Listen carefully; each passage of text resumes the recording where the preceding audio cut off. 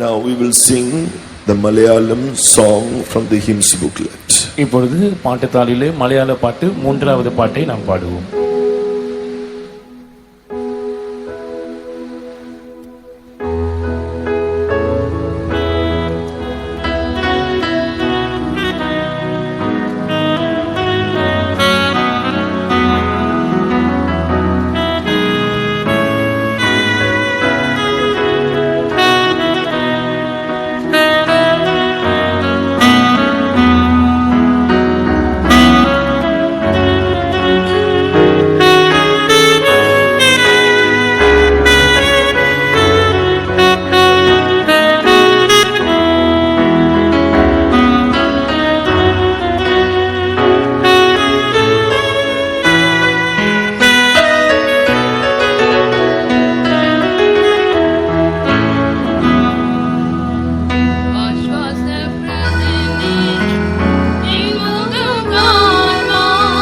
in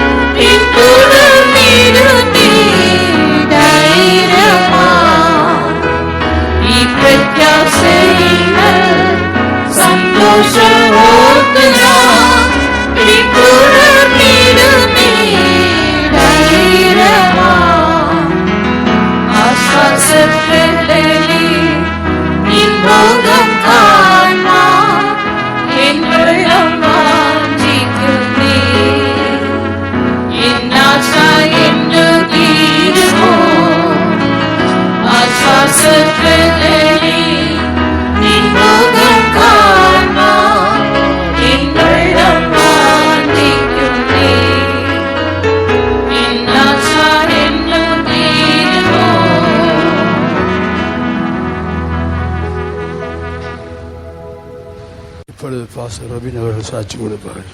Now Pastor Robin will testify. Praise the Lord. கர்த்தருக்கு ஸ்தோத்திரம்.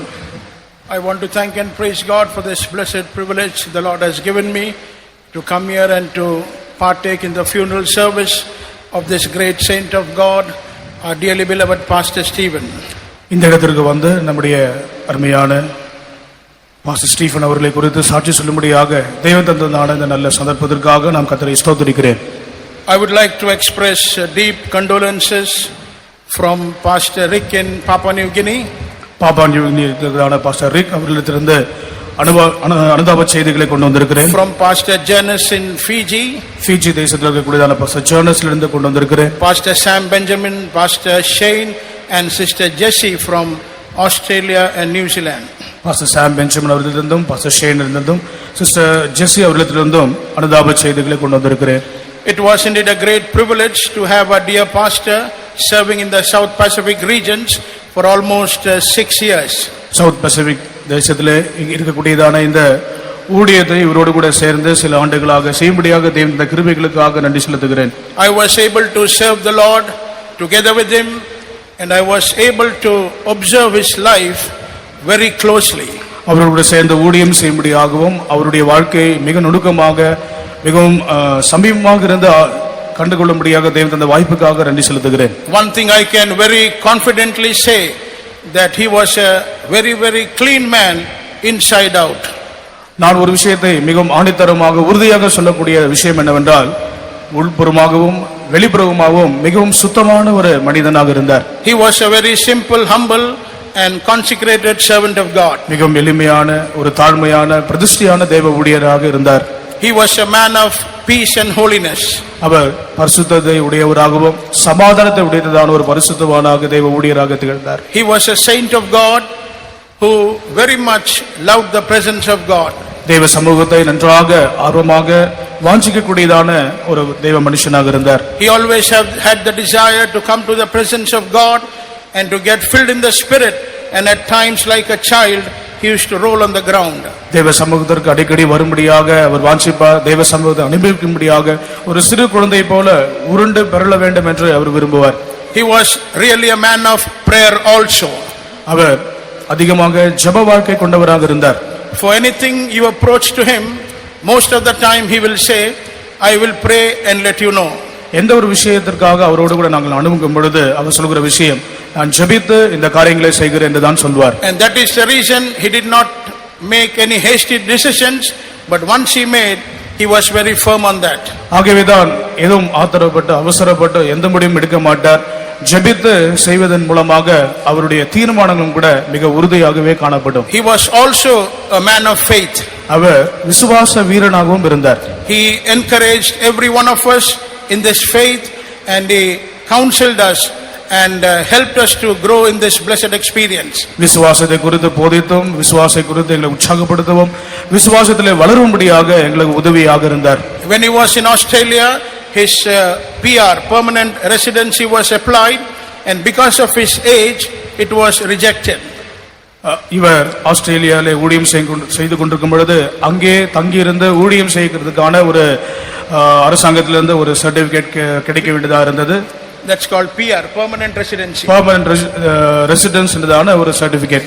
Generally in Australia, for people above 50 years, they will definitely not give a PR. சாதாரணமாக 50 வயது கடந்ததான எந்த நபருக்கும் இந்த ஆஸ்திரேலிய அரசாங்கம் இந்த சர்டிபிகேட் வழங்காது. He was nearly 70 years. அப்பொழுது அவர் ஏறக்குறைய 70 வயதாக இருந்தார். And his PR was rejected.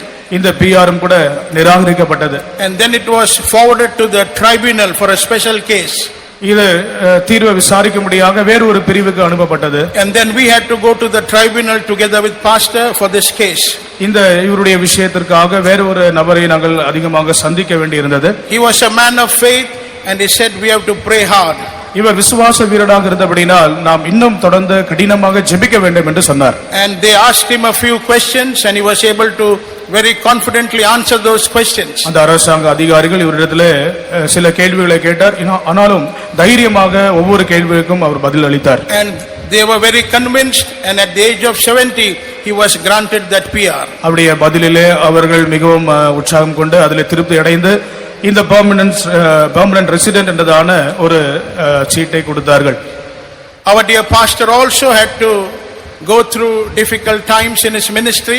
அவருடைய வாழ்க்கையிலே இந்த ஊழியத்தின் பாதையிலே अनेक பிரச்சனைகள் எதிர்ப்புகளை சந்திக்க வேண்டியிருந்தன. He had his own share of trials and difficulties in his ministry. தன்னுடைய சொந்த ஜீவியத்திலும் கூட ஊழியத்தின் பகுதியிலும் கூட அவர் சில எதிர்ப்புகளை பிரச்சனைகளை சந்திக்க வேண்டியிருந்தார். He had to go through reproaches and rejections.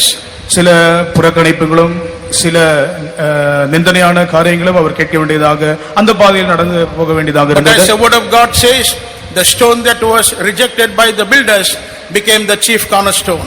கட்டுகிறாளே ஆகாது என்று தள்ளப்பட்ட கல்லே தலைக்கு மூலைக்கல் ஆயிற்று அந்த வசனத்திற்கு ஏற்றபடி God honored the faith and the life of this dear servant of God, for which I thank and praise God. கர்த்தருடைய விசுவாசத்தை தேவன் அங்கீகரித்து அதை கனம் பண்ணி அவருடைய ஜெபத்திற்கு எல்லாம் தேவன் பதில் அளித்தார். Please pray for me also, that I may be able to walk according to the footsteps of the saints, those who have gone before me. எனக்கு முன்பாக கடந்து போயிருக்கிறதான பரிசுத்தவான்கள் அவர் விட்டு சென்றதான அந்த அடிச்சுவடுகளிலே நாடும் கூட பின்பற்றி போகும்படியாக எனக்காகவும் தயவு செய்து ஜெபித்துக் கொள்ளுங்கள். Also please pray for the work in the South Pacific, and especially the conventions coming in the following weeks. South Pacific தேசத்தில் இருக்கக்கூடியதான இந்த ஊழியங்களுக்காக நீங்கள் ஜெபித்து உதவி செய்யும்படியாக கேட்டுக்கொள்கிறோம். சில நாட்களிலே அங்கே கன்வென்ஷன் ஒழுங்கு செய்யப்பட்டிருக்கிறது. Once again I want to thank and praise God for the beautiful and the fragrant life of our dearly beloved chief pastor, Pastor Stephen. நம்முடைய அருமையான தலைமை பாஸ்டராக பாஸ்டர் என் ஸ்டீபன் அவருடைய வாழ்க்கையிலே தேவன் செய்த மகத்தான கிரியைகளுக்காக அழகான ஜீவியத்திற்காக ஒருமுறை கூட தேவனை நான் ஸ்தோத்திரிக்கிறேன். It is a great loss for us, but definitely a great gain for the kingdom of God. நமக்கு ஒரு பெரிய பேரிழப்பாக இருக்கிறது, ஆனால் பரலோக ராஜ்யத்திற்கு அது பெரிய லாபமாக காணப்படுகின்றது. Once again I want to thank and praise God for this privilege and all the blessings that I have received through the life and the ministry of this dear saint of God. இந்த அருமையான பரிசுத்தவானுடைய ஜீவியத்தின் மூலமாக ஊழியத்தின் மூலமாக தேவன் எனக்கு தந்ததான எல்லா ஆசீர்வாதங்களுக்காக மறுபடியுமாக தேவனை ஸ்தோத்திரித்து நான் தேவனை மகிமைப்படுத்துகிறேன். Praise the Lord. கர்த்தருக்கு ஸ்தோத்திரம். Pastor Luke அவர்கள் சாட்சி கொடுப்பார். Next, Pastor Luca will testify. கர்த்தருடைய பரிசுத்தமுள்ள நாமத்துக்கு மகிமை உண்டாவதாக. Glory be to the holy name of the Lord.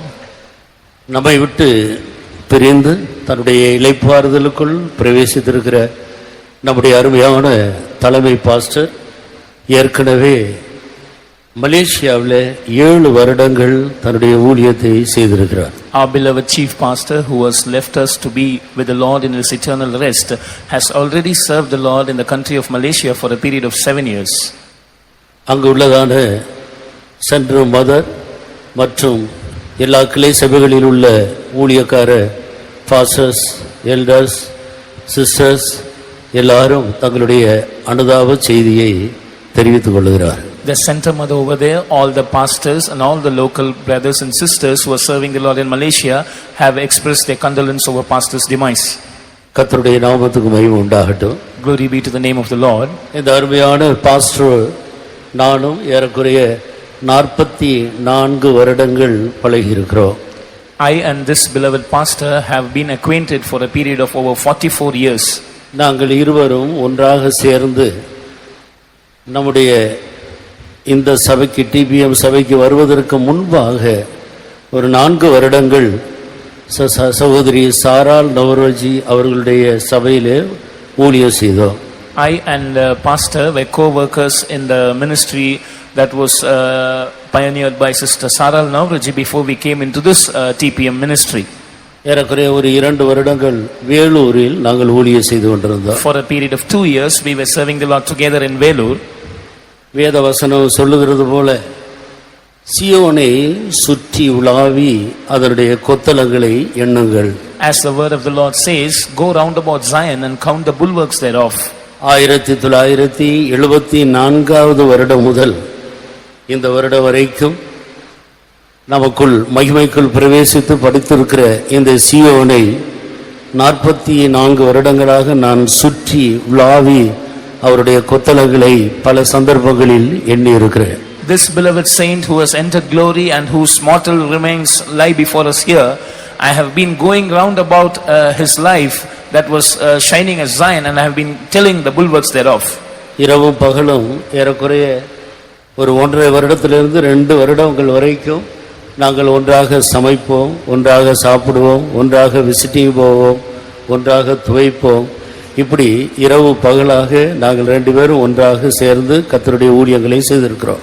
For about 1.5 years to 2 years, we were together going visiting, we were together cooking, we were together praying, we were together washing our clothes, and we were serving the Lord together.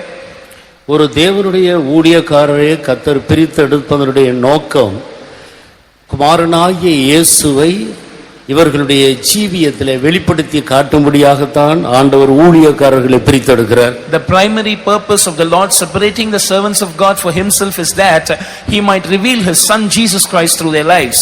அவ்விதமாக கர்த்தராகிய இயேசுவை இவர் தன்னுடைய இந்த 44 வருடங்களாக இவர் மூலமாக வெளிப்பட்ட தெய்வீக சுபாவங்கள் ஏராளம். Even so, for this period of 44 years, the Lord Jesus Christ, in other words, the divine characters of the Lord Jesus Christ were revealed through his life. இந்த 44 வருடங்களாக அவருடைய வாழ்க்கையில் அவர் கோபப்பட்டதை ஒரு நாள் கூட நான் கண்டதே இல்லை. For about 44 years that I have been observing his life closely, I have never seen him getting angry, not even once. நான் சில சந்தர்ப்பங்களில் சத்தமாக பேசியிருக்கிறேன். I have lifted my voice out of anger and spoken many times. அந்த சந்தர்ப்பங்களில் அவர் சிரித்துக்கொண்டு அமைதியாக பதில் கொடுப்பார். At such time he used to have a smile on his face and reply in a very calm manner.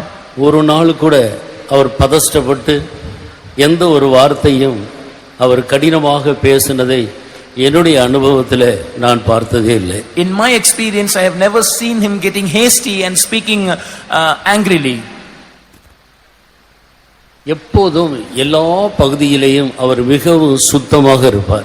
In every aspect of his life, he used to be very clean always. கிச்சன்ல உள்ள பாத்திரங்கள் அழுக்கா இருக்கிறதை அவர் விரும்புகிறதில்லை. அதை எடுத்து அவரே கழுவி சுத்தமாக வைப்பார். He did not like the vessels in the kitchen being dirty, and when he sees such things, he immediately will wash them. தன்னுடைய துணியில கூட ஒரு சின்ன கரை இருக்கு அவர் விரும்ப மாட்டார். He will not wish to have even a little spot in his garments. நாங்கள் தங்கி இருந்த வீட்டை அடிக்கடி பெருக்கி சுத்தமாக வைப்பார். In the house that we stayed, he used to clean it very often, and that was very clean. அதுபோலதான் அவருடைய பேச்சு வார்த்தைகள் ஜீவியத்திலேயும் அவர் அதிக சுத்தத்தை விரும்பி ஜீவித்தவர். Not just outwardly, even in his words, in his walk of life, in his every aspect of his conduct with others, he preferred to be pure. சுத்தம் என்பது பரலோகத்திலிருந்து இறங்கி வருகிற ஞானத்தின் ஒரு பகுதி. Purity is one aspect of the wisdom that comes from above. அப்படினால் தேவன்தான் அந்த ஞானத்தை அவருக்கு கொடுத்து எல்லாருக்கும் மாதிரியாக உள்ளும் புறமும் ஒரு சுத்தமான ஜீவியம் செய்ய கர்த்தர் அவருக்கு உதவி செய்தார். God gave him that cleanliness inside out and enabled him to be a role model for everyone in that regard. யாவரோடும் சமாதானமாக இருப்பார். He used to be at peace with everyone. அவரோடு மனஸ்தாபம் உள்ளவர்கள் வருத்தம் உள்ளவர்கள் யார் என்று பார்த்தால் என்னை பொறுத்தவரையில் யாருமே இதுவரைக்கும் இருந்ததாக எனக்கு தெரியவில்லை. If you examine to find out someone who is having any bitterness or hatred towards pastor, I don't think so there will be anyone. ஆடம்பரமான ஒரு பொருளும் அவரிடத்தில் இருக்காது. He did not carry any lavish or any costly item with him. அவருடைய வாழ்க்கையெல்லாம் ரொம்ப simple லைஃபை அவர் பாதுகாத்து கொண்டார். All through his life he kept that simplicity. நாங்கள் அந்த வெளி சபையில ஊழியம் செய்தபோது அந்த ஊழியத்தில் எங்களுக்கு ஒரு திருப்தி இல்லாத சந்தர்ப்பத்தை நாங்கள் உணர்ந்தோம். When we were serving the Lord in that other church, there was an instance when we felt that we could not get the real satisfaction out of the ministry. அந்த நாட்களில் இப்பொழுது இருக்கிற நம்முடைய இந்த சபையை குறித்த எந்த ஒரு நல்ல அபிப்பிராயமும் எங்களுக்கு இல்லை. Those days we did not have any good opinion about the Pentecostal Mission Church.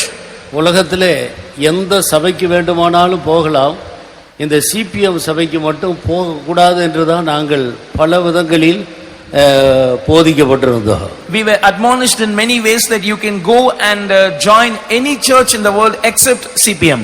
இந்த ஊழியத்திலே திருப்தி இல்லாத ஒரு நாள் நான் வேலூரில் ஞாயிற்றுக்கிழமை காலை ஆராதனையும் முடித்திருந்தேன். இவர் பக்கத்தில் உள்ள ஒரு பிரான்ச்சுக்கு சோளிங்கர் என்ற ஒரு இடத்துக்கு ஊழியத்துக்கு போய் ஆராதனை முடித்து அவர் இரவு திரும்பி வந்தார். When this was our story, once I was conducting the Sunday morning service in Vellore, when pastor had gone to conduct a church in one of the branches that was in Sholingar. அவர் வருவதற்கு முன்பாக நான் அவருக்கும் எனக்கும் சேர்த்து சமைத்து வைக்க வேண்டும். அடுத்த வாரம் நான் அங்கே போவேன், இவர் சமைத்து வைப்பார். Before he has to come back, I had to cook for both of us. The next week I had to go to Sholingar and he used to cook before I came. சமையல்ல கூட மிகவும் நன்றாக சமைக்கக்கூடிய கிருபை பெற்றவர். He had the grace to cook well. He was a very good cook as well. கர்த்தருக்கு ஸ்தோத்திரம். Praise the Lord. இப்படி இருந்த நாட்களில் நான் இவருக்கு தெரியாமல் நான் இந்த ஊழியத்தை விட்டு போய் எங்கேயாவது இமயமலை பக்கத்தில் போய் சன்னியாசியாக ஊழியம் செய்யலாம் என்று சொல்லி நான் என்னுடைய துணிகளையெல்லாம் எடுத்து ஒரு பைக்குள் வைத்து அந்த நாங்கள் இருந்த வீட்டை பூட்டிவிட்டு அவருக்கு சமைத்து வைத்துவிட்டு சாவியை பக்கத்தில் உள்ள ஒரு விசுவாசியிடத்தில் கொடுத்து நான் பக்கத்தில் போய் வருகிறேன் என்று சொல்லிவிட்டு போய்விடலாம் என்று முடிவு பண்ணி சமைத்து வைத்துவிட்டு என்னுடைய துணியெல்லாம் எடுத்து வைத்து என்னுடைய பிரயாணத்துக்காக நான் ஜெபம் பண்ணினேன். On that particular day, because I was quite dissatisfied with that ministry, I planned to go to the Himalayas and become a sannyasi, and I did not want to inform pastor about this, so I thought that before pastor would return, I should cook for myself and him, and I also packed all my baggage in order to start my journey. And I gave the keys of the house that we stayed to a believer who was nearby. ஜெபித்துக் கொண்டிருந்த போது திடீரென்று ஒரு சத்தம் எனக்கு கேட்டது. When I was praying, I heard a voice. அதற்கு முன்பு அப்படி ஒரு சத்தத்தை நான் கேட்ட பழக்கம் எனக்கு இல்லை. Prior to that, I did not have the experience of hearing such a voice. நீ என்னை போல ஜீவிக்க விரும்பினால் சிபிஎம்முக்கு போ என்ற ஒரு சத்தம் மிக தெளிவாக என்னுடைய காதில் தொனித்தது. I heard this voice very clearly ringing in my ears. If you want to live a holy life just like me, go and join CPM. அதே நேரத்தில் இவர் பஸ்ஸில் வந்து கொண்டிருந்த போது ஆண்டவர் அவரோடு பேசி, நீ ஊழியம் செய்கிறது ஒரு அப்போஸ்தல ஊழியம் அல்ல, ஒரு அப்போஸ்தலருடைய ஊழியத்திலே நீ போய் ஐக்கியப்பட வேண்டும் என்று ஆண்டவர் அவரோடு பேசினார். At the same time, when pastor was returning from Sholinga, the Lord spoke to him right on the bus that the ministry that you're doing presently is not of an apostolic consecration and you must go and join yourself with the fellowship of the apostles. நாங்கள் ஒருவருக்கொருவர் இந்த விஷயத்தை பகிர்ந்து கொள்ள முடியவில்லை. We could not share what the Lord had spoken to each of us personally with each other. எப்படியானாலும் இந்த சத்தம் கேட்டபடியினால் பிரயாணத்தை நான் நிறுத்தி குழப்பத்துக்குள்ளாகிவிட்டேன். Because I heard this voice of joining TPM, I stopped my journey and I was in a confusion. 2 மாதங்களுக்கு பிறகு நாங்கள் 2 பேரும் head குவார்ட்டருக்கு வந்தபோதுதான் அங்க உள்ளதான பல குழப்பமான காரியங்களை கண்டு கர்த்தர் தான் நம்மோடு பேசியிருக்கிறார் என்று சொல்லி நாங்கள் இந்த நம்முடைய சபைக்கு வந்து சேர்ந்தோம். 2 months later, when we came to the headquarters of that church, we saw certain confusions over there, and then we assured ourselves that the Lord had indeed spoken to us to join TPM, and so we came to our mission.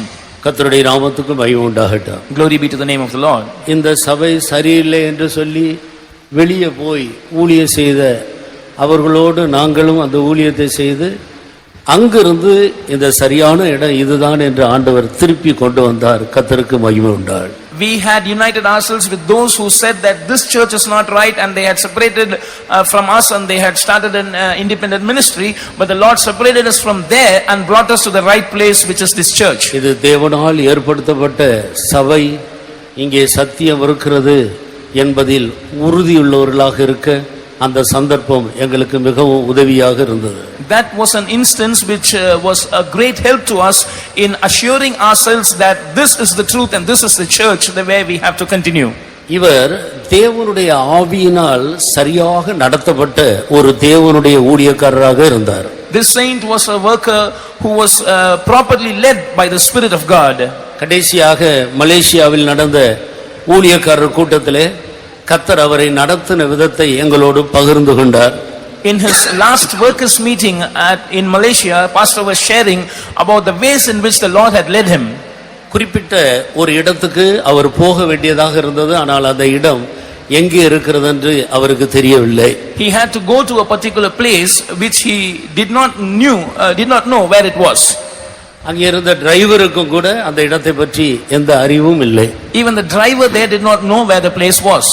அப்போது இவர் வண்டியிலே உட்கார்ந்து கொண்டு சரி நாம் போகலாம், கர்த்தர் நம்மை நடத்துவார் என்று சொல்லி விசுவாச வீட்டை விட்டு வெளியே போனார்கள். He sat in the vehicle with faith and said the Lord will lead us, and they set out of the faith home. ஆண்டவர் நீ இந்த தெருவுக்கு போ,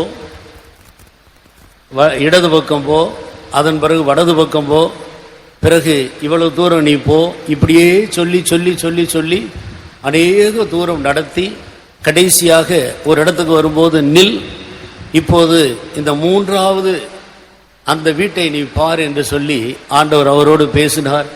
அவர் சொல்ல சொல்ல டிரைவரும் கூட லெஃப்ட் ரைட்டு இப்படியே திருப்பி திருப்பி திருப்பி திருப்பி நில் என்று சொன்ன இடத்தில் போய் நின்று பார்த்தபோது எந்த வீட்டுக்கு போக வேண்டுமோ அந்த வீட்டுக்கு வாசல்ல ஆண்டவர் சரியாய் கொண்டு போய் நிறுத்தினார். The Lord started speaking with our pastor, go straight, take left, and then take right, go to this distance, and finally when they stopped at a point, the Lord said, look at the 3rd house on the right, and as the Lord was speaking to pastor was giving instruction to the drivers, and finally they landed in that house where they had to go. சகலவற்றையும் குறித்து போதிக்கிற தேவ ஆவியானவர் எப்படி கொர்நேலியுடைய ஆட்களுக்கு சீமோன் பேதுரு இருந்த அந்த வீட்டை சரியான அட்ரஸ் கொடுத்து அனுப்புனாரோ அதுபோல ஆவியானவர் சகலவற்றையும் அவருக்கு போதித்து நடத்துவதிலே அவர் நல்ல அனுபவம் பெற்றவராக இருந்தார். The Spirit of God who teaches us all things, as he led the men from the household of Cornelius to the house where Simon Peter was staying, the Lord also led pastor in every way of his life by giving him the right counsel. அவர் யாரையும் சார்ந்து கொள்ளுகிறதில்லை. Pastor did not rely on anyone. நாங்கள் 44 வருடம் பழகினாலும் ஒரு நாளும் அவர் என்னை சார்ந்து கொண்டதில்லை, நான் அவரை சார்ந்து கொள்ள அவர் விட்டதும் கிடையாது. Though we had this fellowship for about 44 years, pastor was never dependent on me, neither did he allow me to rely on him. அவருடைய நேசருடைய மார்பில் மட்டும் சார்ந்து தன்னுடைய ஜீவியத்தையும் ஊழியத்தையும் கட்டி எழுப்பின ஒரு தேவனுடைய மனிதன். He was a man of God who built his life and ministry leaning only upon the breast of his beloved. தன்னுடைய பிரதிஷ்டையின் ஜீவியத்தில் அவர் மிகவும் உண்மையா இருந்தார். He was very faithful in his life of consecration. அவர் ஒரு முறை பெங்களூர் போயிருந்த போது அவருடைய அண்ணன் குடும்பத்தார் அங்கே இருக்கிறார்கள். அதை பார்த்து சுவிசேஷம் சொல்லலாம் என்று அவர் போய் கொண்டிருந்த போது அவருடைய வீட்டுக்கு முந்தின வீட்டு அந்த இடத்துல போய் ஆண்டவர் என்னை பார்க்க அனுமதிக்கவில்லை என்று சொல்லி அப்படியே திரும்பி வந்து விட்டார். அந்த வீட்டுக்கு போக இல்லை. Once pastor had this idea of visiting his brother's house which was in Bangalore with the intention of sharing the gospel to them, and he had set out from the faith home to go there, but just a house before the house they were dwelling, he stopped the car and said, God is not permitting me to meet them, and so he came back without visiting them. அவருடைய விசுவாசத்தில் அவர் மிகவும் உறுதியுள்ளவராக இருந்தார். He was very firm in his faith. ஒரு நாள் இரும்புலியூரில் அவருடைய ரூம்ல அவர் கொஞ்சம் பல்லு வலியினாலே கஷ்டப்பட்டு கொண்டு அப்படியே துக்கப்பட்டு கொண்டிருந்தார். Once in his room when he was in Irumbaliur, pastor was suffering from a severe toothache and he was very grieved because of it. நீங்கள் ஏன் ஒரு மாதிரி உட்கார்ந்து இருக்கிறீர்கள், என்ன விஷயம்? I asked him, why are you so upset, what is the matter? அப்ப சொன்னார், எனக்கு இருக்கிறது ஒரே ஒரு பல்லு தான், அந்த பல்லு கொஞ்சம் ஆடி தொந்தரவு கொடுத்து கொண்டிருக்கிறது என்று சொன்னார். He said, I have only one tooth left and that is also giving me trouble, it is paining. ஒரு பல்லு தானே, அதை பிடிக்கி போட்டுட்டு தேவைன்னா வேற பல்லு கட்டிட்டு போக வேண்டியது தானே, என்னத்துக்கு அதுக்காக உட்கார்ந்து கஷ்டப்படுகிறீர்கள் என்று நான் சும்மா வழக்கமா பேசுறது போல பேசு. I said casually that it is one teeth after all, you can pluck it out and if you want you can keep dentures and carry on. அவர் சொன்னார், என்னுடைய 31 பல்லையும் ஆண்டவர் தான் புடுங்கினார், இந்த 32வது பல்லையும் அவரே புடுங்கட்டும் என்று காத்துக்கிட்டு இருக்கிறேன்னு சொன்னார். He said God took out all the 31 teeth and I am waiting for this particular one also to be taken by the Lord. அடுத்த நாள் காலையில் அவரை போய் பார்த்தபோது அந்த 32வது பல்லை ஆண்டவர் புடுங்கி விட்டார், எனக்கு இப்பொழுது பல்லே இல்லை, எல்லாம் முடிந்தது என்று. The next morning when I went to visit him, he said the Lord has taken the 32nd also, now it is all finished, I have no more teeth left. வேற பல்லு அவர் கட்டவில்லை. He did not keep dentures. ஆனால் அவருக்கு பல்லு இல்லாதது போல யாரும் சொல்ல முடியாது. அவருடைய வார்த்தைகள் எல்லாம் தெளிவா இருந்தது. பல்லு இல்லாமலே முழு உலகமும் போய் அவருடைய ஊழியத்தை அவர் நிறைவேற்றி முடித்தார். But no one could complain about the lack of teeth in his mouth because his speech was very clear. Without having these teeth, he was able to travel across the globe and preach the word of God. ஏறக்குறைய 25 வருடங்களுக்கு முன்பாக அவர் மலேசியாவில் ஊழியம் செய்து கொண்டிருந்த போது ஒரு நாள் என்னை ஆண்டவர் அமெரிக்காவில் அலஸ்கா என்ற ஒரு இடத்துக்கு கொண்டு போவதாக சொல்லி இருக்கிறார். நான் என்னுடைய டைரியில எழுதி வைத்திருக்கிறேன். எப்பொழுது கொண்டு போவார் என்னன்னு எனக்கு தெரியாது, அது எந்த பக்கம் இருக்குன்னு தெரியாது. ஆனால் ஆண்டவர் சொன்னபடினால் ஒரு நாள் அதை அவர் செய்வார் என்று சொல்லி அந்த நாளிலே அவர் என்னிடத்தில் சொல்லி இருந்தார். About 25 years ago, he was serving the Lord in Malaysia. He shared with me that the Lord has spoken to him about a place called Alaska. He said that I do not even know where it is, but because the Lord has spoken to me, I have written it in my diary, and someday or the other the Lord is sure to take me there. இப்போது அவருடைய கடைசி சுவிசேஷ பிரயாணத்துக்கு போவதற்கு முன்பாக நான் அவரிடத்தில் கேட்டேன், ஆண்டவர் உங்களை அலஸ்கா என்ற ஒரு இடத்துக்கு கொண்டு போவேன் என்று சொன்னாரே, நீங்கள் ஏற்கனவே அமெரிக்காவில் ஊழியம் செய்தீர்கள், இப்போதும் பல முறை இங்கே போயிருக்கிறீர்கள், அந்த இடத்துக்கு ஆண்டவர் உங்களை கொண்டு போனாரா என்று கேட்டேன். And before his final missionary journey, I was asking him, Pastor, you had already served the Lord in America. You had also told me that God has told you that He will take you to Alaska. Have you visited that place ever? அவர் சொன்னார் சிரித்துக்கொண்டு, இந்த வருடம் தான் அங்கே போகிறேன். ஒரு வாரம் நான் முன்னாலே போய் அங்கே 3 நாள் கூட்டம் வைத்திருக்கிறோம். அமெரிக்காவில் உள்ள ஊழியர்கள் அங்கே போய் முன்னால் ஆயத்தப்படுத்துகிறார்கள், நான் அங்கே போய் ஊழியம் செய்வேன் என்று சொல்லி போனார். With a great smile, pastor said, this year the Lord is taking me there. We have arranged for 3 days of ministry in that place. The workers in America are going before me to make the necessary arrangements, and I'm going to preach there for the first time. அதையும் நிறைவேற்ற கர்த்தர் அவருக்கு உதவி செய்தார். The Lord enabled him to fulfill that ministry as well.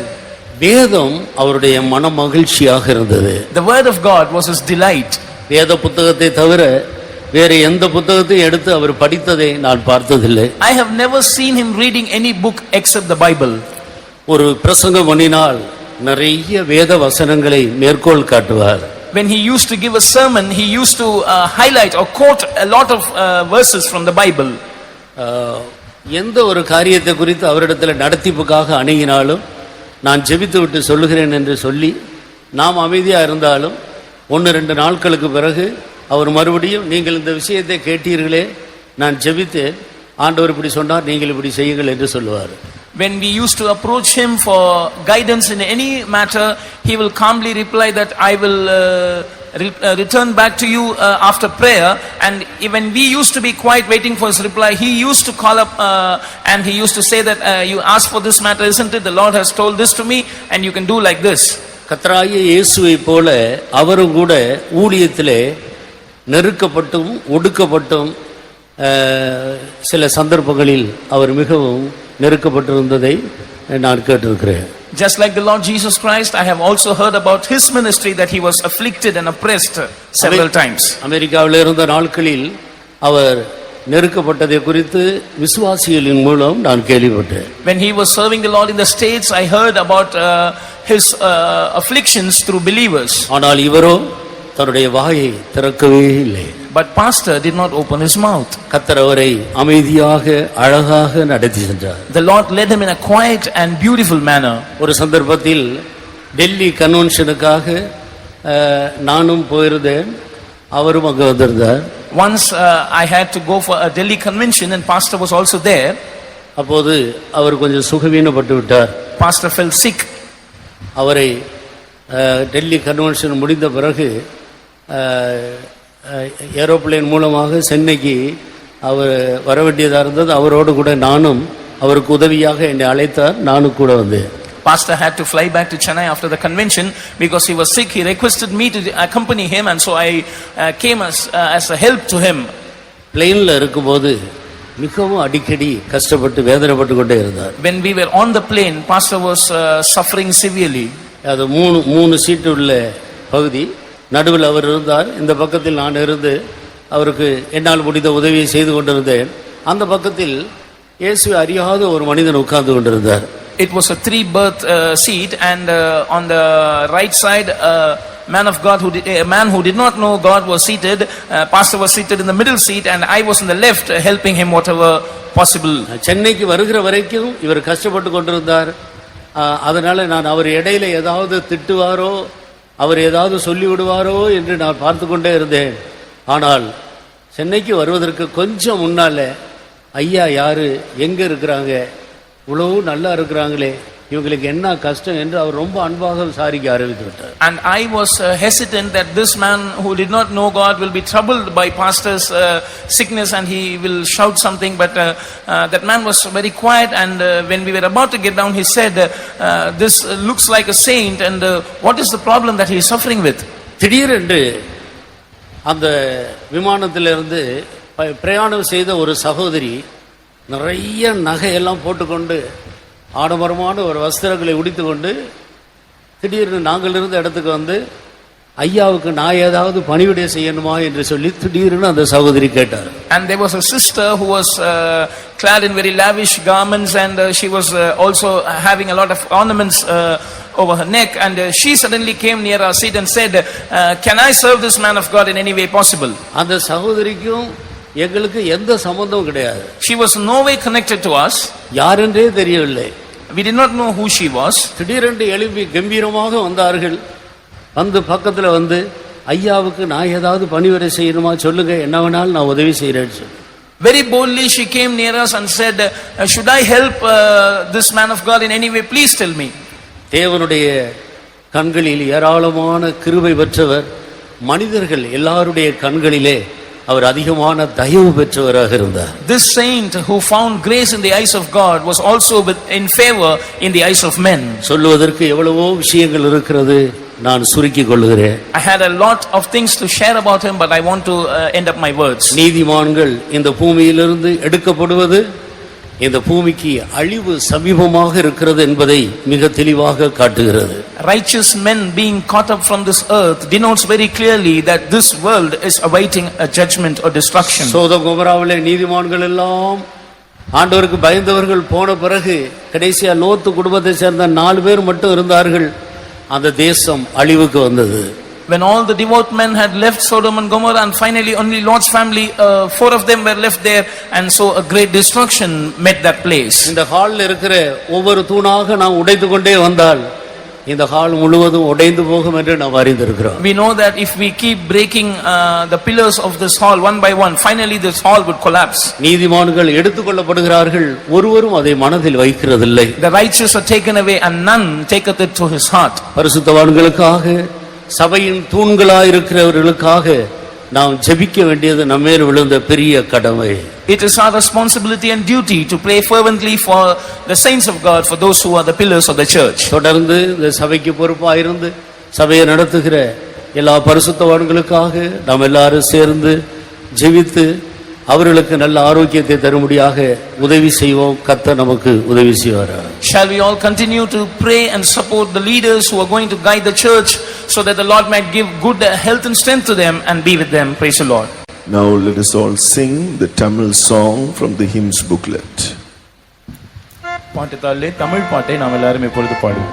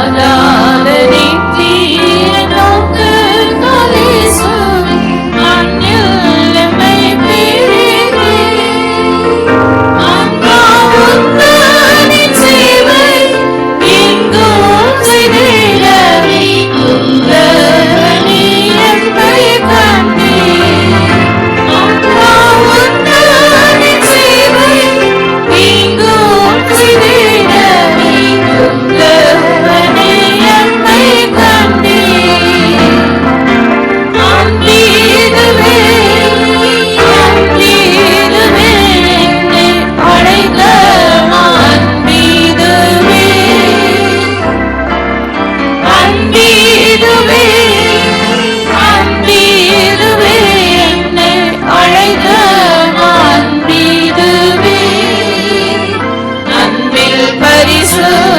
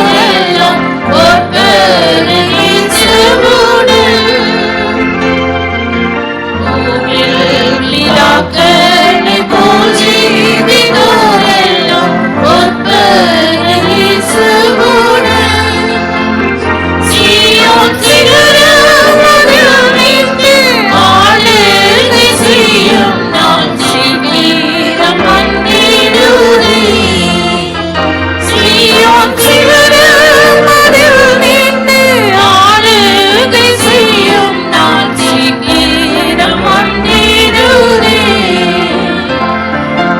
அன்பீடுவே அன்பீடுவே என்னை அழைத்த அன்பீடுவே அன்பீடுவே அன்பீடுவே என்னை அழைத்த அன்பீடுவே அன்பில் பரிசுத்தராய என்னை நெருங்குகிறார் நிலைக்க விரும்பிடுவே அன்பில் பரிசுத்தராய என்னை நெருங்குகிறார் நிலைக்க விரும்பிடுவே. Brother Saravanan will testify for God's glory. இந்த பெந்தகோஸ்தல் மிஷன் ஆசிரம அனைவருக்கும் எனது வணக்கத்தை தெரிவித்துக் கொள்கிறேன். I extend my greetings to everyone here in the Pentecostal mission. Stephen Natarajan chief pastor Stephen Natarajan அவருடைய சொந்த அண்ணன் மகன். I am Pastor Stephen Natarajan's brother's son, elder brother's son. எனக்கு தெரிந்து அவரோட உடன் பிறந்தவருங்க மொத்தம் அண்ணன் தம்பிங்க 3 பேர். The siblings who were born with pastor were 3 brothers 3 சகோதரிகள் and 3 sisters. அதுல ஒரு சகோதரியும் அவருடைய அம்மாவையும் இந்த சார் பாஸ்டர் சொன்ன மாதிரி 1974 அவங்க அம்மாவையும் சகோதரியும் இங்கே அழைத்து வந்து விட்டார் அவர். As Pastor Luke mentioned, pastor along with his sister and mother came to the mission in 1974. எனக்கு ஒரு 1970ல நான் பிறந்தேன். அப்ப எனக்கு 1975 5 வயசு இருக்கும். I was born in 1970. When pastor left us for the work of God, I was probably 5 years old. அப்ப சேலம் அஸ்தம்பட்டி பெந்தகோஸ்டல் இருக்கு. There is a Pentecostal mission church in Salem in a place called Astambati. அப்ப அங்கிருந்து அவரோட இன்னொரு கூட ஒருத்தர் ஊழியர் 2 பேரும் எங்க வீட்டுக்கு வந்தாங்க. அப்ப And pastor along with his co-worker visited our house. வந்துட்டு முட்டி போட்டு தலை கொஞ்சம் மாதிரி சோஸ்திரம் சோஸ்திரம் சொல்லுவாங்க. And pastor used to kneel and he used to offer praises for us. நானும் சின்ன வயசுனால எனக்கும் அப்படி சோஸ்திரம் சோஸ்திரம்னு ஒரு ஆசையா பறந்து சொல்ல பழகினேன். And I also started repeating the praise the Lord that he was offering because I was a young boy. ஆனா அதுக்கப்புறம் எங்களுக்கு அதிகம் அவரை நான் பார்த்ததில்லை. எங்க அத்தையும் அவரோட கூட பிறந்த சகோதரி அவரையும் நான் பார்த்ததே கிடையாது. அடையாறுல கெல்லிஸ்ல எங்கேயோ இருந்தாங்களாம் அவங்க அம்மாவும் சகோதரியும். After that I have not seen pastor because he and his mother and my aunt who was pastor's sister were in Kellis. கெல்லிஸ்ல அப்புறம் பாட்டியை அப்புறம் 2-3 தடவை எங்களோட சொந்த அக்கா வந்தவாசியில இருக்காங்க. அவங்களோட ஹஸ்பண்ட் அப்ப அடிக்கடி பார்க்க வருவாரு பாட்டியையும் சித்தப்பாவையும். And one of my sister is in Vandavasi and she along with her husband used to visit our grandmother, that is pastor's mother, in Kellis. அப்பதான் பாட்டியை 2 தடவை பார்த்திருக்கேன். அப்புறம் பாஸ்டர் ஸ்டீஃபன் சாரை வந்து சேலம் அம்மாப்பேட்டைக்கு ஒரு தடவை வந்திருந்தார். அப்ப பார்த்தோம். And at my young age I have seen my grandmother, but Pastor Stephen of late I saw him when he came to Salem. அப்புறம் இங்க இரும்புலியூர்ல ஒன் டைம் பார்த்தோம். Then we came and visited him once in Irumbuliyur. அடிக்கடி எங்க கூட அவரா பேச மாட்டாரு. ஆனா என்னோட எல்டர் சிஸ்டர் 2வது பிரேமாக்கான் இருக்காங்க. அவரு கூட தான் அவர் க்ளோஸா அதிகம் பேசுவாரு. He never used to speak with us. The only contact he had with our family was with his sister, who's Sister Prema. Actually நாங்க இந்து ஆயிரவைசியர் நகர செட்டியார்ன்ற குடும்பத்தை சேர்ந்தவங்க. We belong to a community called the Nagara Chettiar. We are Hindus. Pure சைவ செட்டியார் தான் நாங்க. And we are purely vegetarian people. அவருக்கு எப்படி இந்த பெந்தகோஸ்டல் இதுல ஈடுபாடு வந்து போனாருன்னு தெரியல எங்களுக்கு. ஆனா நாங்க ஆன்மீகத்துல தான் ஈடுபாடு இருந்தோம். ஆனா எங்க பிரேமாக்கான்றவங்க அடிக்கடி ஃபைட் பண்ணுவாங்க. நீங்க இவ்வளவு இயேசு கும்புறீங்களே, எனக்கு இவ்வளவு நாளா கடவுள் கஷ்டப்படுத்திட்டு இருக்கான், ஒரு சொரியாசிஸ் நோயால இது வரைக்கும் கஷ்டப்பட்டுட்டு இருக்கேன், என்னை ஏன் குணப்படுத்தல? அப்பயும் சொல்லுவார் ஸ்டீஃபன் பாஸ்டர், நீ இயேசுவை கும்பிடு விடாத. ஆனா எனக்கு நம்பிக்கை இல்லை, நான் எல்லா சாமியும் கும்பிட்டு பார்த்தேன், எந்த சாமியும் எனக்கு கொடுக்கல அப்படின்னு இப்பயும் வந்திருக்காங்க. ஆனா அவங்களே இந்த இடத்துக்கு கூட்டு வந்து விட்டுருக்கு. ஆனா என்ன சொரியாசிஸ் எல்லாம் கஷ்டப்பட்டுட்டு இருக்காங்க, இவரை பார்க்கணுமேன்னு அவங்களும் வந்திருக்காங்க. And we did not know the details of how Pastor got into Christianity and into the ministry of the Lord Jesus Christ, but Pastor's sister, she's suffering from psoriasis. She used to argue with Pastor that if there is a God, why should I suffer like this? But Pastor used to insist that she should believe on the Lord Jesus Christ, and now she is also here to pay her last respect to our pastor. இப்ப வந்து அவங்க ரொம்ப இறந்தது அப்புறம் பார்த்துட்டு ரொம்ப கஷ்டப்படுறாங்க. சித்தப்பா கூட அப்படி சண்டை போடுவாங்க போன்ல, என்ன சித்தப்பா நீங்க இயேசு கும்பிடுறீங்க, நீ ஏன் குணப்படுத்தல? அப்பயும் அவரு கோவப்படாம பொறுமையா தான் சொல்ல, இல்ல பிரேமா நீ கும்பிடு, ஜெபம் பண்ணு, உனக்கு நல்லா ஆகும்னு. ஆனா இது வரைக்கும் நல்லா இல்லையே சித்தப்பா, ரொம்ப க்ளோஸா பேசிக்குவாங்க அப்படின்னு சொல்லுவாரு சித்தப்பா கோவப்படாம. And when that sister used to argue with Pastor about her sickness and about the delay in her cure, Pastor will not get angry, but instead very calmly reply her and also insist that she believe in the Lord Jesus Christ. எனக்கு தெரிஞ்சது அவ்வளவுதான், வேற எதுவும் சொல்ல தெரியல. ஆனா நாங்க அவரை சொந்த பாசம் எதுவும் வேண்டாம்னு அப்பயே வந்துட்டாரு, அதனால எங்களுக்கு அது அந்த அளவுக்கு அவர் கூட டச் இல்லை. இருந்தாலும் இன்னைக்கு வந்து இந்த இவ்வளவு அளவுக்கு அவரு கூட பழகின இவ்வளவு கூட்டத்தை பார்க்கும்போது எனக்கே ரொம்ப ஆச்சரியமா இருக்கு. இவ்வளவு பேரும் புகழும் போட இருந்திருக்காரு. அவர் வந்ததப்ப ஊழியரா தான் வந்தாரு. அப்பயே 1965 பிகாம் முடிச்சுட்டு நல்ல வேலையில இருந்தாரு. அவரு எல்லாமே விட்டுட்டு அவ்வளோ அழகா இங்கிலீஷ் பேசுவாரு. இங்க வந்து அவ்வளோக்கு பேர் இருக்கிறத பார்த்தா ரொம்ப பெருமைப்படுறேன் நான். இந்த மாதிரி எங்க குடும்பத்துல நாங்க எங்க ரிலேட்டிவ்ல இருந்து இருந்தா கூட இவ்வளவு பேரை நாங்க பார்க்க முடியாது. இவ்வளவு பெரிய நாட்டுக்காக உழைச்சி நல்ல பேரும் புகழோட போறாருன்னா ரொம்ப பெருமையா இருக்கும். எங்க குடும்பத்துல அனைவரும் சந்தோஷப்படுறோம். அவர் இறந்தாலும் பார்க்க ரொம்ப மன நிறைவா இருக்கு. I don't know the details about Pastor's life because he was never in touch with any one of our family members, but I am very happy seeing such a large gathering as a family for this funeral, because even if it was he had died being in our family, we would not have witnessed such a glorious funeral, but the Lord had made him to suffer for the land and to die such a heroic death. We are very happy and we have the satisfaction as a family members. எனது குடும்பத்தின் அனைவரின் சார்பாக இந்த பெந்தோகோஸ்தல் திருச்சபை அனைவர chief pastor மற்ற துணை pastor மற்ற அனைத்து ஊழியர்களுக்கும் நன்றி கூறி விடைபெறுகிறேன். வணக்கம். On behalf of our family, I extend my heartfelt gratitude to the chief pastor, to the deputy chief pastor, and to every servants of God and believers of the Pentecostal mission. And with this, I close my words. Thank you. நன்றி. Praise the Lord. Now Pastor Greg Wilson will share his testimony for the glory of God. இப்பொழுது pastor Greg Wilson அவர்கள் தேவநாம மகிமைக்காக சாட்சி சொல்லுவார்.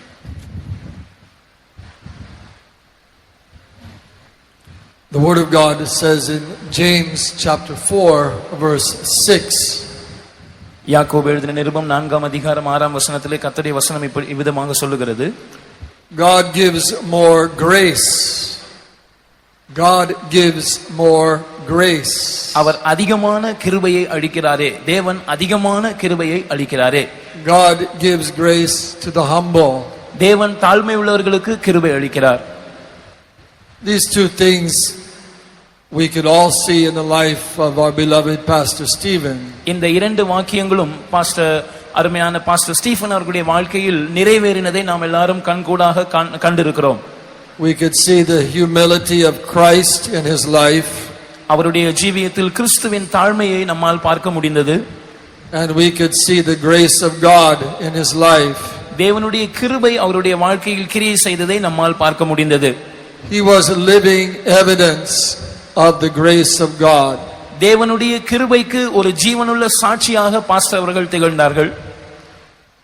Pastor Stephen came to work in the United States in the year 2001, I believe. என்னுடைய ஞாபகம் சரியாக இருக்கும் என்றால் 2001ஆம் ஆண்டு அமெரிக்க நாடுகளிலே ஊழியம் செய்யும்படியாக பாஸ்டர் ஸ்டீஃபன் அவர்கள் கடந்து வந்தார்கள். And he was there for about 3 years until the year 2003. 2003ஆம் ஆண்டு பிற்பகுதி வரைக்கும் அவர் ஏறக்குறைய 3 ஆண்டு காலம் அங்கே இருந்தார். During that time, the believers say that he was a real father to them. அவர் அந்த நாட்களில் அங்கே இருந்ததான விசுவாசிகளுக்கு மெய்யாகவே ஒரு தகப்பனாக இருந்தார் என்று விசுவாசிகள் இன்றைக்கும் நினைவு கூறுகிறார்கள். and he used to visit their homes and pray for them. அவர்களுடைய வீடுகளுக்கு பாஸ்டர் சென்று அவர்களை சந்தித்து அவர்களுக்காக ஜெபிப்பதை வழக்கமாக கொண்டிருந்தார். Even after many years of being away from the United States, அமெரிக்க ஐக்கிய நாடுகளை விட்டு கடந்து வந்து अनेक ஆண்டுகள் இப்பொழுது ஆகிவிட்டது என்றாலும் கூட, when he would return, he would remember their names and ask about their children and their work. அங்கே எங்களை சந்திக்க வரும்போது அந்த விசுவாசிகளையும் அவர்களுடைய பிள்ளைகளையும் பெயரை முதற்கொண்டு ஞாபகம் வைத்து விசாரிப்பதும் அங்கே இருக்கிற ஊழியங்களை விசாரிப்பதுமாக பாஸ்டர் இருந்தார். All the servants of God that knew him knew that he loved the presence of God. எல்லா கர்த்தருடைய ஊழியர்களும் இவரை குறித்து அறிந்த காரியம் என்னவென்று சொன்னால், பாஸ்டர் அவர்கள் தேவ சமூகத்தை அதிகமாக நேசிக்கிற ஒரு பரிசுத்தவானாக இருந்தார். And he was a man who would humbly lose himself in the presence of God. மிகவும் தாழ்மையாக மிகவும் முழுமையான ஒரு விதத்திலே தன்னை தேவ சமூகத்தில் அப்படியே இழந்து போகிற அளவுக்கு தேவ சமூகத்தை அனுபவிக்கிற ஒரு தேவனுடைய மனுஷனாக அவர் இருந்தார். While he was working in the United States, he visited the Dominican Republic and Haiti. அவர் அமெரிக்க ஐக்கிய நாடுகளில் ஊழியம் செய்த நாட்களில் டொமினிகன் ரிபப்ளிக் என்ற இடத்தில் ஹெய்தி என்கிற இடத்தை ஒரு முறை சந்தித்தார். At that time, our workers from the Dominican Republic were visiting Haiti and gathering souls. அந்த நாட்களில் பாஸ்டரோடு சேர்ந்து நம்முடைய ஊழியர்களும் அந்த டொமினிகன் ரிபப்ளிக் என்ற நாட்டில் ஹெய்தி என்கிற இடத்தில் போய் ஆத்துமாக்களை ஆதாயப்படுத்த ஆரம்பித்தார்கள். And he was able to go with them across the border into Haiti and witness to the people of Haiti. அவர்களோடு சேர்ந்து அவர் படகிலே அந்த ஹெய்தி என்கிற இடத்துக்கு போய் அந்த இடத்தில் இருந்த ஜனங்களை சந்திக்கக்கூடியவராக இருந்தார். He told me that he was able to lead one soul to Christ while he was on that visit. அந்த குறிக்கப்பட்ட முறை அவர் அங்கே போயிருந்த போது ஒரு ஆத்துமாவை நான் கிறிஸ்துவுக்குள் வழி நடத்தினேன் என்று மிகுந்த மகிழ்ச்சியோடு அவர் என்னோடு பகிர்ந்து கொண்டார். As we heard this year, when he came to the United States, he went to Alaska. நாம் கேள்விப்பட்டது போல இந்த முறை அவர் அமெரிக்க ஐக்கிய நாடுகளுக்கு வந்தபோது அலாஸ்கா என்கிற இடத்துக்கு அவர் போயிருந்தார். Along with some of our workers and a group of believers, they had 3 days of outreach, evangelistic outreach. அமெரிக்காவில் இருக்கிற நம்முடைய ஊழியர்கள் சிலரும் சில விசுவாசிகளும் சேர்ந்து 3 நாட்களாக அங்கே சுவிசேஷ பிரயாணமாக சென்று வீடுகளை சந்தித்தார்கள். And he was able to preach the word of God in 2 evening evangelistic meetings.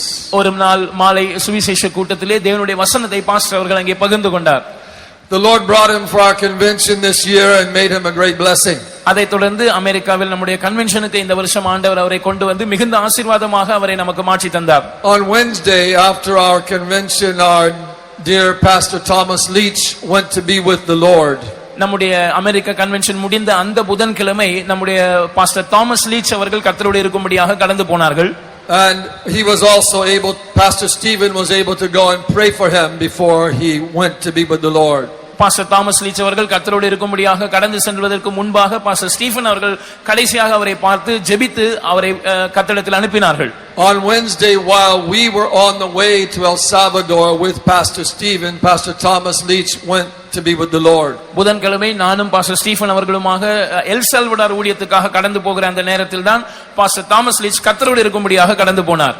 And all of the workers and all the believers in Central America were deeply affected by the loss of Pastor Thomas Leach. Pastor Thomas leech அவர்களுடைய இழப்பு நிமித்தமாக மத்திய அமெரிக்காவிலே குறிப்பாக இருந்த எல்லா ஊழியர்களும் தேவ ஜனங்களும் அதிகமாக பாதிக்கப்பட்டார்கள். Pastor Stephen's visit to El Salvador for the convention was a great source of comfort and blessing to all the saints of God in Central America. இப்படிப்பட்ட தருணத்தில் பாஸ்டர் ஸ்டீபன் அவர்கள் எல் சால்வடார் கன்வென்ஷனுக்காக வந்திருந்தது அங்கிருந்ததான தேவ ஊழியர்களுக்கும் தேவ ஜனங்களுக்கும் மிகுந்த ஒரு ஆறுதலாக இருந்தது. And the believers and the servants of God were very much lifted up in the Lord by that visit. Pastor அவர்கள் அங்கே சென்றதான அந்த பயணத்தின் நிமித்தமாக மத்திய அமெரிக்காவில் இருக்கிற ஊழியர்களும் தேவ ஜனங்களும் அதிகமாக ஊக்குவிக்கப்பட்டார்கள். அவர்களை தூக்கி எடுத்தது போல் ஒரு அனுபவத்தை அவர்கள் உணர்ந்தார்கள். On Sunday he preached for 2 hours and then he ordained 2 servants of God into the ministry. ஞாயிற்றுக்கிழமை காலை ஆராதனையிலே பாஸ்டர் ஏறக்குறைய 2 மணி நேரம் பிரசங்கம் செய்தார்கள். 2 புதிதாக ஊழியர்களை ஊழியத்துக்காக தேர்ந்தெடுத்தார்கள். And although he was quite tired, Sunday afternoon, on Monday morning we went to the airport. ஞாயிற்றுக்கிழமை மதியம் இந்த கூட்டங்கள் எல்லாம் முடித்து பாஸ்டர் அவர்கள் மிகவும் களைப்பாக காணப்பட்டார்கள். இருந்தாலும் திங்கட்கிழமை அவரை வழி அனுப்பும்படியாக நாங்கள் ஏர்போர்ட் போயிருந்தோம். To return to the United States. அவர் திரும்பவுமாக அமெரிக்காவுக்கு திரும்பி வர வேண்டியதா இருந்தது. And he was leading us, going ahead at a very fast walk. Pastor அவர்கள் எங்களுக்கு முன்பாக மிகவும் வேகமாக நடை போட்டு உற்சாகமாக சென்று கொண்டிருந்தார்.